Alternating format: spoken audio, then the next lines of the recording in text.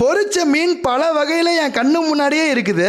வந்தது வந்துட்டோம், பொரிச்ச மீனை ஒரு புடி பிடிச்சிடலாம் அப்படின்னு நினைச்சேன். ஆனா என் ஃபேமிலியை விட்டுட்டு தனியா எனக்கு சாப்பிட்றதுக்கு மனசே வரல.